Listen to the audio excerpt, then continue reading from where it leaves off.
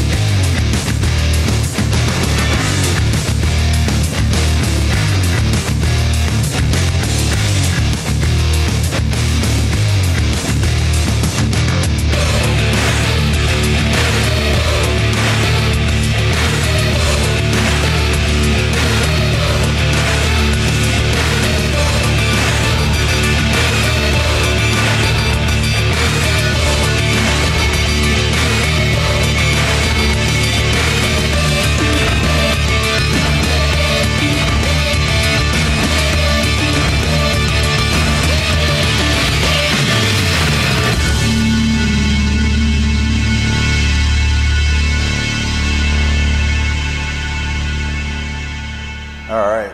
They still play Spot the Fed around here? I'm out. I'm not a Fed anymore. I'm out. My name's Shawn Henry, and I just recently retired from the FBI just a few months ago, back at the end of March. And in my most recent position in the FBI as Executive Assistant Director, I had the honor and the privilege of leading the Critical Incident Response Group, of which the Hostage Rescue Team, or HRT, is a part of. And when I decided to put this presentation together, when I was asked to come in, I wanted to do something that was, I could use my experiences in the FBI and kind of convert those to what we're doing now in cybersecurity, in terms of the threats that we're facing, the complexity of the issues, some of the policy issues, and some of the technical issues and the like, and how could I take what I've done in 24 years in the Bureau and apply that here to this space. And I thought that using the HRT just as kind of a quick hook to get into this was a good start. Because I think there are a lot of similarities. One of the things I learned in the Bureau is there are more similarities between the physical world and the cyber world than many people think. And I think if we apply some of those concepts, we can be much more effective in this space.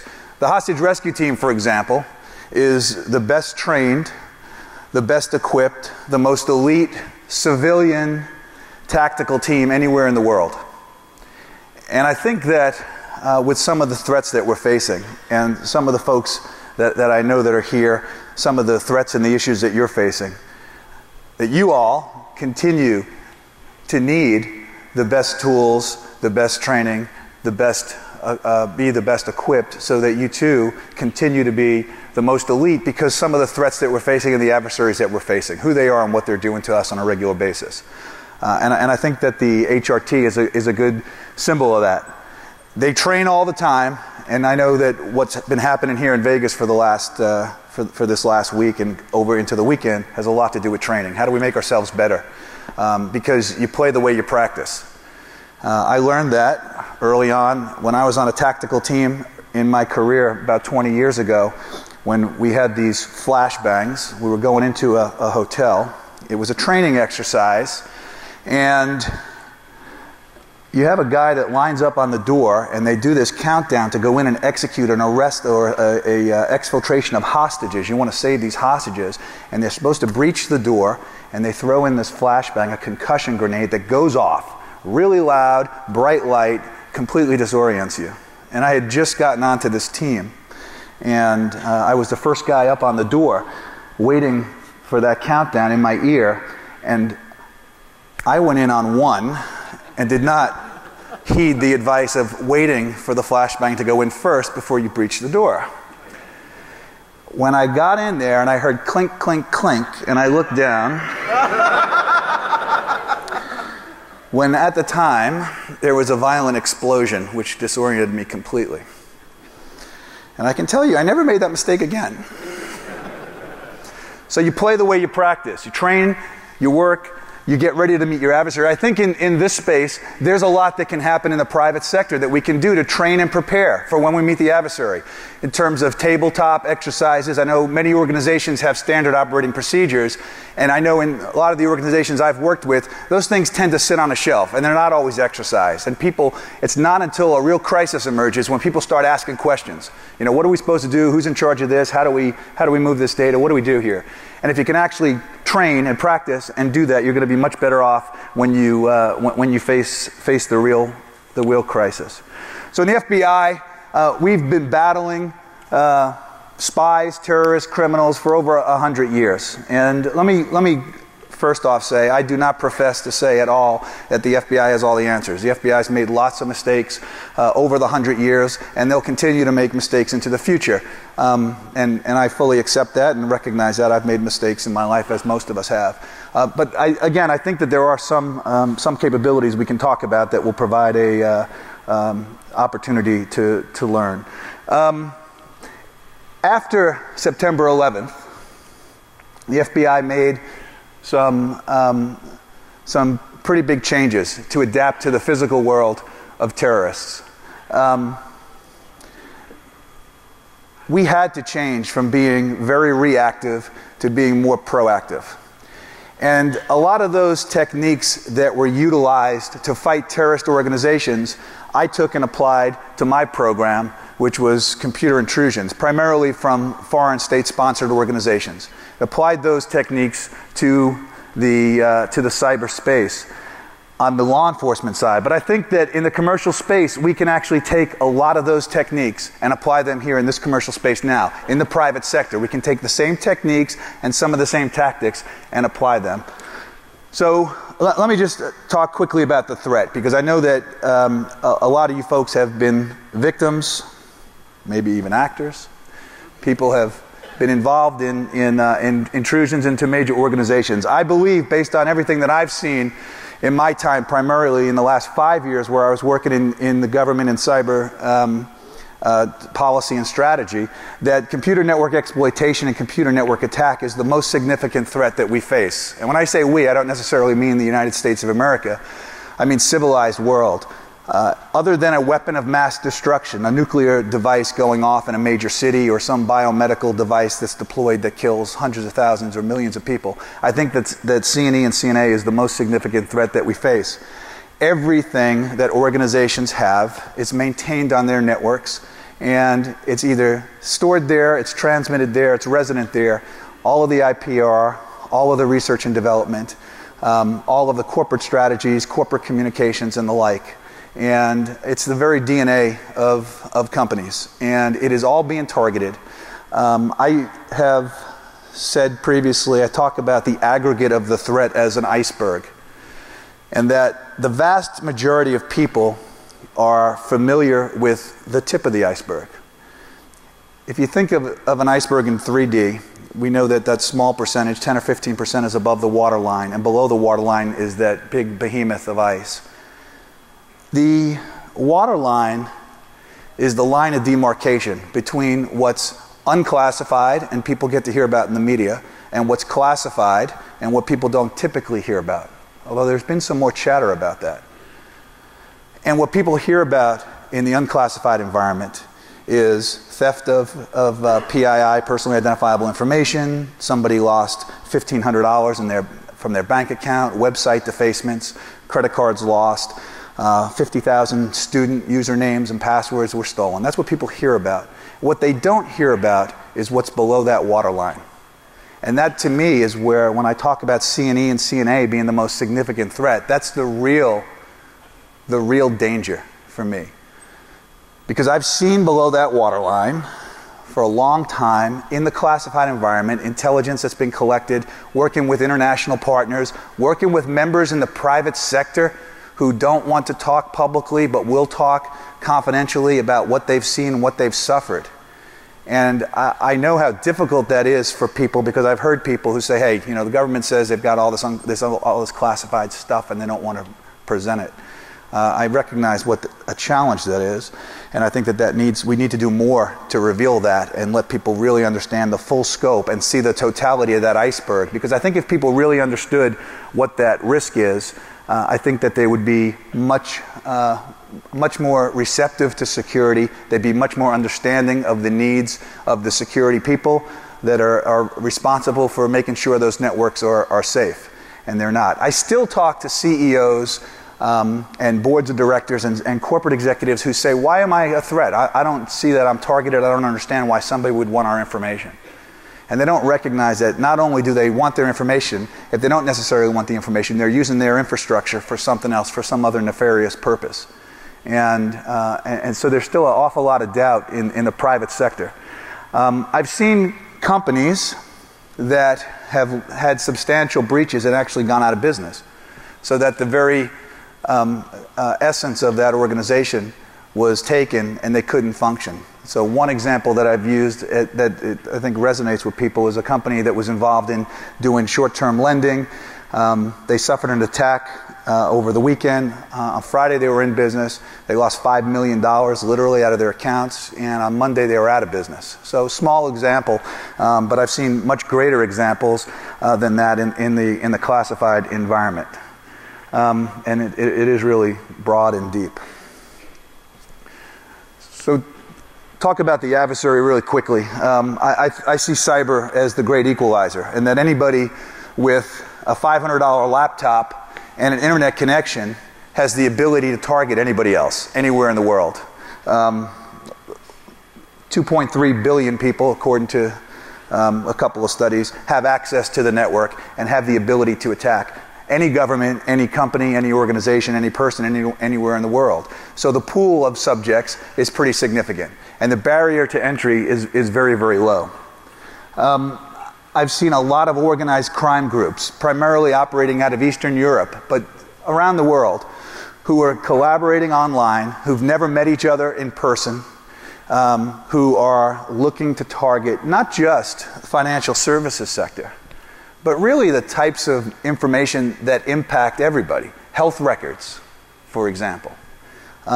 Targeting people's most personal information and really threatening through release, through denial of service attacks, to decline or deny access to those records. We've had a couple of cases in the Bureau where data was encrypted, healthcare records, and people could not get to their healthcare records. So poor OPSEC on the administrator that they didn't have backups, that was bad. But the fact that people didn't have access to their health records, to their prescription information, and those sorts of things was pretty significant. These groups are becoming much more sophisticated. They're able to defeat multi-factor authentication, and they've stolen literally hundreds of millions of dollars just in the last year or two in the U.S. financial services sector. And around the world, in some of the conversations I've had with these multinational banks and multinational financial organizations, pretty substantial to them. I've also seen threats, legitimate threats by terrorist organizations who want to impact the civilized world for whatever reason, through whether it be jihadi influence or sympathizing for that cause. They want to impact Western society, and they're absolutely calling online for people to take cyber up as a weapon and to use it as a tool to impact Western society. And again, going back to that low barrier of entry, where for $500, cheap laptop and an internet connection, you can actually attack your oppressor, the group that you feel oppressed by. I'm concerned about, and I've seen an increase in threats to industrial control systems, where these organizations who have used kinetic weapons for years to try and impact society are looking at cyber as that weapon, whether it be the power grid or the water system, those sorts of things. But the very critical infrastructure that we rely on to survive day in and day out. There are people who say that's not a threat because they don't have the capability. They're talking about it, but they don't really have the capability.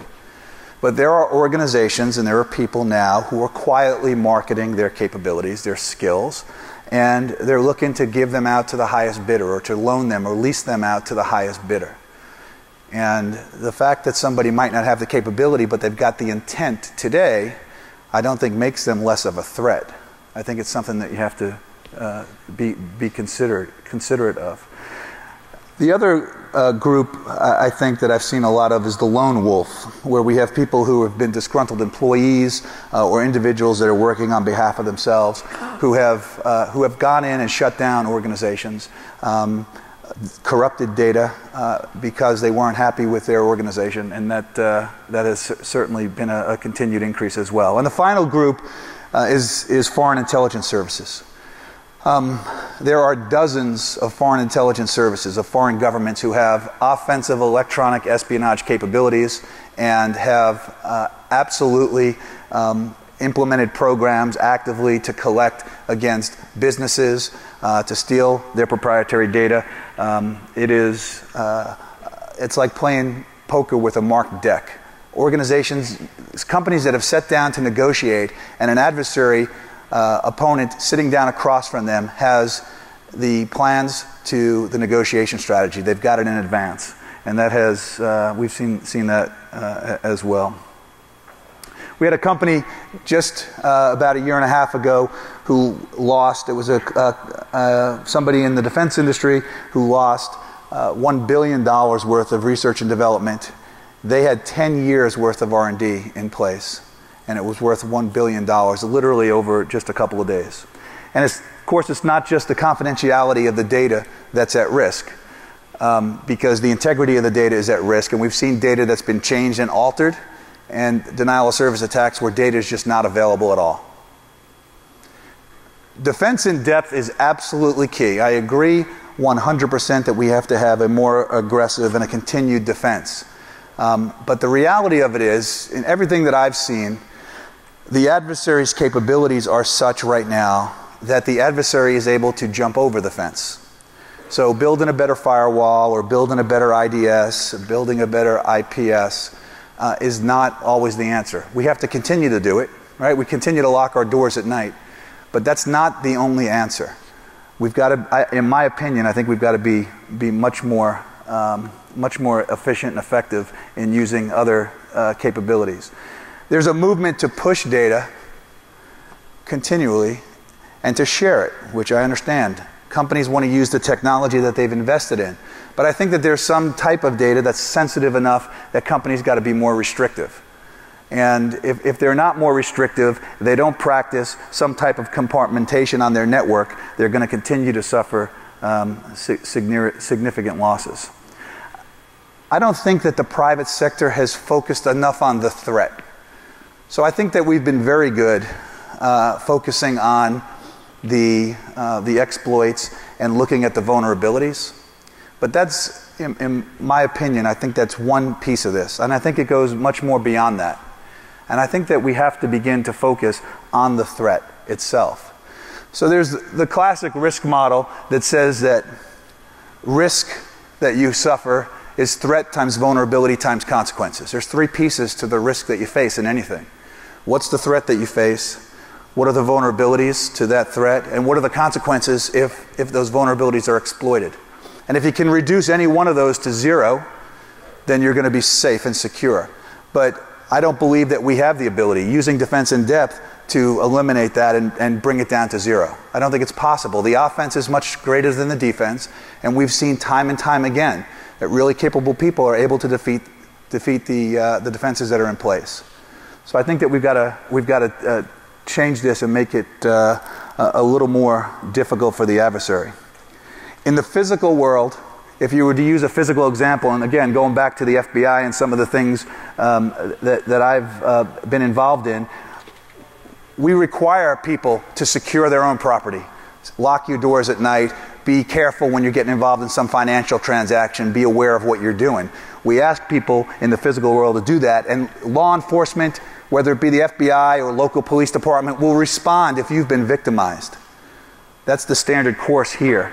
But that doesn't always work in this space. And what the FBI has tried to do from a cyber perspective is to be more proactive in this space and identifying who that threat actor is and how do we mitigate that threat. I think that we need to do that here. You cannot make, again, physical world, cyber world. You can't make every mall, every university, everybody's home, everybody's place of business safe. You can't secure them all. We couldn't live in a society like that. I don't think anybody wants to live in a society where everything is so constricted that the physical space is safe. So because we can't do that, we've got to hunt for the adversary. Who's the adversary that's going to walk into a school or a mall? How do you do that? How do you find the adversary and mitigate that threat so that you don't have to lock down every single physical component in our society? There needs to be a paradigm shift in how we do these things. In the FBI, we moved from a domestic law enforcement agency to a national security agency. And we moved from traditional law enforcement to an intel organization to change the way that we do things. The old performance measures in information security have been, how do we prevent an adversary from getting on the network? And I believe that you can't prevent an adversary from getting on the network in most cases, and that you have to assume the adversary's there. And that the current metric needs to be, how much time is it between when the adversary makes access to my network until we identify and discover them and can mitigate the threat? And can we shorten that delta? How do we do that? We know in the physical world we're not going to prevent every attack. We can share intelligence, we can share information that helps others prevent these attacks. How do we reduce that delta down to zero?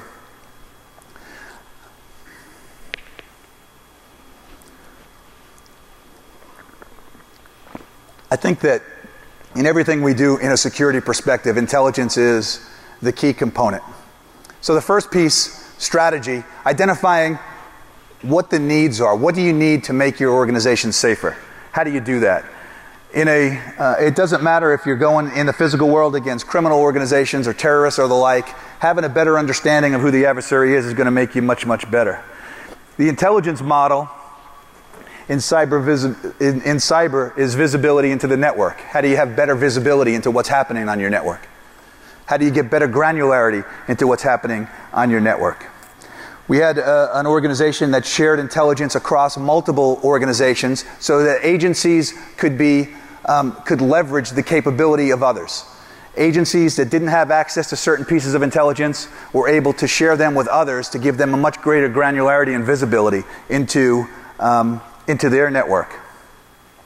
By doing that, it gives you an opportunity to better understand who the adversary is, and which enables a much more strategic response. So when you collect intelligence, you analyze it, you get a better understanding of who's who on that network. You can actually execute against that adversary. You're in a much stronger position as a defender, as a network defender, to take an action against the adversary that makes your network safer. So in the physical world, as an example, let's assume I had information that I found somewhere that there was going to be a person that was going to bomb a warehouse. Terrorists going to bomb a warehouse. And we put that information out to all manufacturing organizations that someone's going to bomb a warehouse. That might raise the awareness, and that might cause some people to be a little more attentive. They might put an extra security guard on duty. But that information isn't all that valuable. Someone's going to attack your place. But what if I had information or intelligence that we collected through different sources, talking to other people who might have been attacked previously, information on an anonymous source, somebody had information that there was going to be an attack, and it said, there's somebody who's going to bomb a warehouse, and it's a woman between 28 and 30 years old, and she's got shoulder-length black hair, she's got a tattoo on her left wrist, she wears a red dress regularly, and the attack is going to occur on a Tuesday in September. And it's going to be against an auto manufacturing plant, an auto warehouse. That's a lot more information that allows me to be much more strategic as a defender looking for a terrorist. I can be much more strategic. I've got a lot more information that I can action. I've got a lot more questions now that I can start asking. I've got a lot more questions I can start asking, which is that cycle, in that intelligence cycle. I can execute and I go back and start, how do I change my strategy? I have to collect more information. What group does this person work for? Do we know? Yeah, we do. We know that this particular woman is sympathetic to a group that is concerned about the carbon footprint, and that's why they're going after this auto manufacturing plant. So by having that type of information, it allows us in the physical world to be more strategic, but I think that we could do the same thing in the cyber world. In the government, we've got very limited resources, and I know you all and the organizations that you work in have limited resources, which means we've got to prioritize what we're defending against. You can't defend against everything. You've got to be strategic in how you allocate your resources because they're limited. We've all got limited resources. By focusing on those threats that we believe are the most specific, then we can hunt for that adversary. One of the things in this physical example that I had provided, think about in a warehouse, you've got a guard sitting at a console booth, right at a SOC, operations center, and they're watching the screens. But if they knew that somebody was already in the building, they wouldn't be sitting watching the screens, they wouldn't be watching the fences on the screens, they wouldn't be watching the front doors. They'd be walking up and down the hallways, looking in offices with a flashlight, looking at the file cabinets, seeing if there's somebody inside. They would be patrolling constantly if they knew that somebody had made access to that network. In the physical world, they certainly would. Why are we not doing that in the cyber world? We're not always doing that. We're still watching the perimeters. In the digital world, the equivalent is aggressively pursuing the adversary on our own network. So again, using some of these indicators that we're able to collect through different sources, and I'll talk about those in a bit, looking on our own network, being proactive, looking for changes on the network, looking at who's accessing the network, who's downloading information off of that network, being much more vigilant and attentive to what's happening on the network every day, the changes that are being made. In the physical world, the law enforcement in your community and the Department of Defense are responsible for protecting your safety every day. Police officers are patrolling your neighborhood, looking for bad things. The Department of Defense is looking for ships or planes that are coming. They're looking at radar for missiles that are going to attack your physical space. In the cyber realm, the Department of Homeland Security is responsible for protecting the .gov space. NSA is responsible, and they have the authority to protect the .mil space. And there's no government agency that's responsible for protecting the .com space for a lot of reasons, which I understand. But there's nobody that's protecting it. And I think most people don't actually understand that there's nobody protecting .com. There's nobody watching .com. So I get it, right? I listened to General Alexander a little while ago, and I understand the concerns that people have, which are legitimate concerns, and people need to be asking questions. But what that does is that requires us in the .com space, in the commercial space, to protect it ourselves, because it's not happening by the government. The FBI will react and respond if your organization is hacked. If a company's hacked, they'll respond. The FBI certainly doesn't have the resources, anywhere near the resources to do it, to meet the demand, because of how significant and substantial those attacks are. It requires the private sector to provide the patrolling. It requires the private sector to personally be involved in hunting for the adversary, because it's not happening by our government. It requires us all to do it. So one of the things I've talked about is us being more proactive. How do we be more proactive on the networks? And I want to be very clear, this is important, that I am absolutely not advocating that organizations hack back against attackers. I'm not advocating that. I worked for a long time in that environment. I don't really want to go to prison. I will if I have to, but I don't want to. So I'm not advocating that, but I think that there's an awful lot that net defenders can do to protect their network from the firewall in. There's a lot of actions and activities that can be taken to help make that network more secure. So whether it be honeypots or whether it be network segmentation, whether it be corrupt packets or misinformation or denial and deception, there are certain things I think that we can do to make the environment much more hostile for the adversary to operate on. Because quite frankly, if you're administering the network, you've got home field advantage.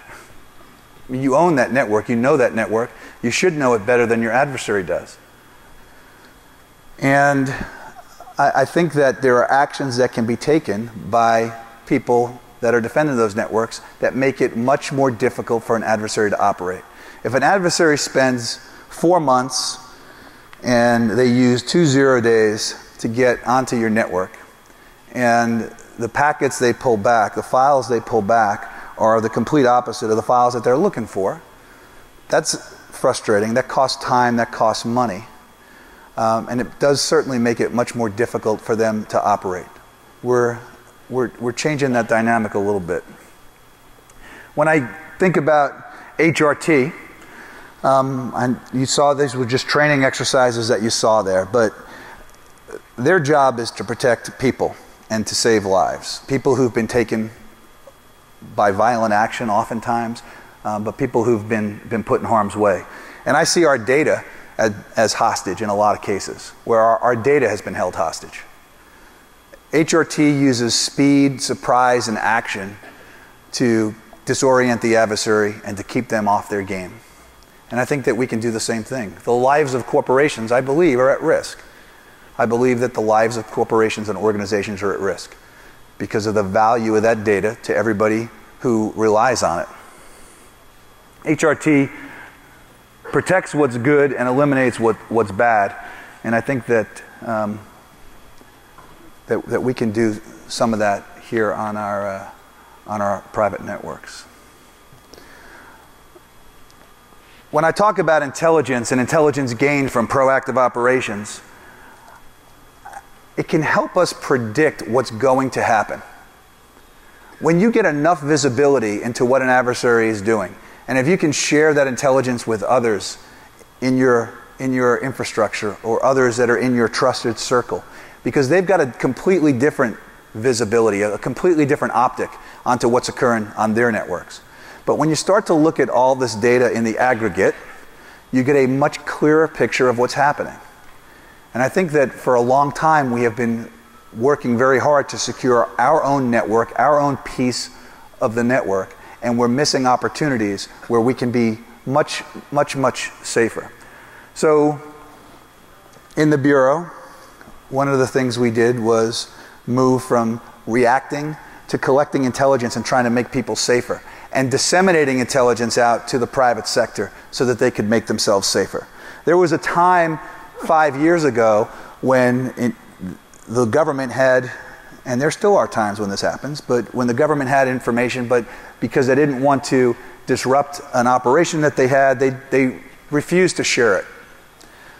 That has changed where the government has tried to push data out. So from the FBI side, intelligence that was collected on an organized crime group that was stealing money from many banks, we had very, very specific information. It was somewhat sensitive, but it was a particular vulnerability that was being exploited. And we knew that there were a host of banks that were going to be victimized over the next week. We discovered that information in the course of an investigation. And we shared all that information with the private sector so that they could take proactive action and secure those vulnerabilities before they were exploited. And in fact, they did, and there were multiple attempts over the course of about a week period to exploit those vulnerabilities, which had been fixed based solely on intelligence that was shared. So it allows you to become predictive. And by disrupting them, I think you start to change the game. Once you're predictive, proactive helps you generate information, because by being proactive, you're causing the adversary to take actions that they didn't intend to take. They expected to come into this soft shell organization and kind of walk through and maintain access on that network. And because of actions that you're taking, you're moving them off their game. They're taking actions, they're using new tools they might not have expected to use. You're getting better visibility, better clarity into what their capabilities are and what they're able to do. You're starting to see telltale signs of who they are, which allows you to start to predict and to start to prevent. So by understanding the adversary's TTPs, you can take very specific actions like moving data to certain locations. We talked about serving files up, perhaps, that an adversary was expecting to get, but they get the wrong data. One of the other things that I learned that I think is critical for all of us is the need to operate under the law of the Constitution. Civil liberties, privacy, civil rights, which first of all, I swore an oath to the Constitution 24 years ago. I believe in the Constitution, I believe in people's rights, and I absolutely positively believe in privacy. I believe it's absolutely critical to a civilized society for people to have the right to talk to each other and to talk in private about it, and that information should not be shared. So it's an important consideration, I think, when I'm talking about sharing of intelligence and being proactive, that there absolutely are laws and rules and regulations that must be followed. I listened to General Alexander talk earlier, and he talked about privacy, and he talked about the oversight that his organization has from the executive branch, from the judicial branch, and from the legislative branch. All three of those agencies, or those arms of the government, have authority over him, monitoring him. I believe that it needs to happen, and that we can never let some of these threats and challenges get us off of our basic tenets. I think we've got to adhere to those, because that really is what makes us a civilized society, and I don't think we should move from that. And I adamantly concur with that. Let me just talk about a couple of quick cases where I think we'll kind of highlight some of the proactive operations, proactive techniques that we were able to utilize that were of value. One of the other things that I've learned in my career, and I think that we can apply to the private sector, is the absolute need for partnerships. Partnerships, government to government, partnerships, private sector agency to private sector agency, government to private sector, all of us to international, because this is not a US problem, this is a worldwide problem. Everybody faces this threat. It's a threat to civilized society. Just a couple of quick examples where proactive operations, I think, have changed things just a little bit. Core Flood was a case where it was a botnet that was stealing PII from, they had about 2 million bots. PII primarily related to financial services transactions. It was an organized crime group, and the FBI, working with the private sector, Microsoft, and a private organization, actually a consortium, went out and was able to show to a court that this organization was clearly a criminal organization, and that the botnet was a weapon that was being used to perpetrate this crime. This wasn't a botnet that was being used to share positive information, but it was being used to break into other computers, to spread malware, to steal data. And the FBI got a civil order to take over those command and control servers, and when those bots called in to the CNC, they just told it to stop. Just stop running, stop running. And that, in that particular case, disabled the botnet. It was somewhat controversial. There was a lot of questions about it. At the end of the day, it was done lawfully. It was done in respect of privacy. But clearly it was a weapon that was being used. It was a tool that was being used to perpetrate an organized criminal enterprise. Somewhat unique, somewhat interesting. Rove Digital, a similar type of a case, where this was a botnet of 4 million bots being operated by an organized group out of Estonia, and they had distributed malware that caused these computers, so it wasn't a bot, caused these computers to run through their DNS server. So it was a DNS changer. And working with a private sector organization, going to a court through the same type of a procedure where you've got to lay out very clearly, this is not one person in an office saying, hey, let's take over this 4 million node network. This is a really rigorous process. It takes oftentimes months of talking to people about what the liability issues are and what are the legal issues and the privacy issues. It's a huge deliberative process. I think it's important to understand how really overwhelming it is sometimes, and I get it. You need to have control, dual control, but the bar is really high to get the authority to do something like this. They changed out the DNS server, so when those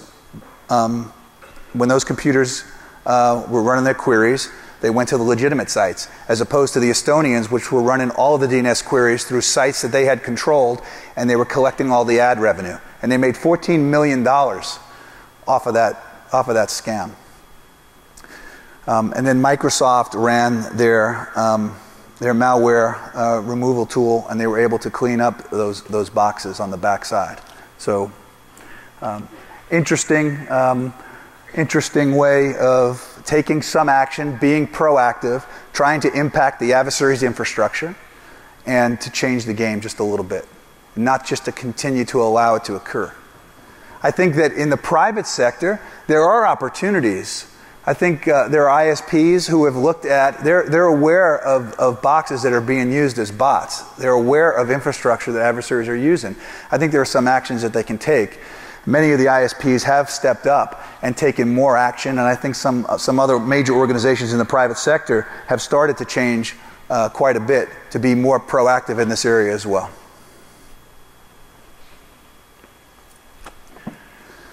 So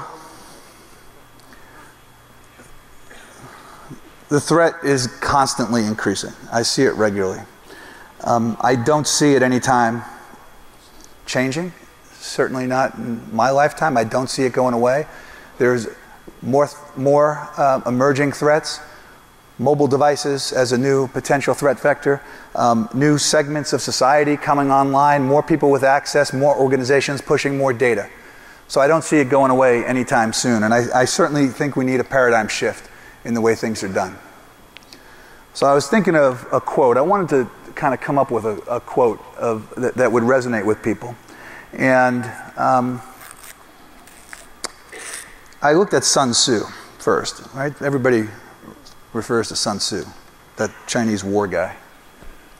And one of the things he said was, if you know yourself, if you don't know yourself and you don't know your enemy, you will be imperiled in every battle. And if you know yourself but you don't know your enemy, you'll win one and you'll lose one. If you know yourself and you know your enemy, you will not be imperiled in 100 battles.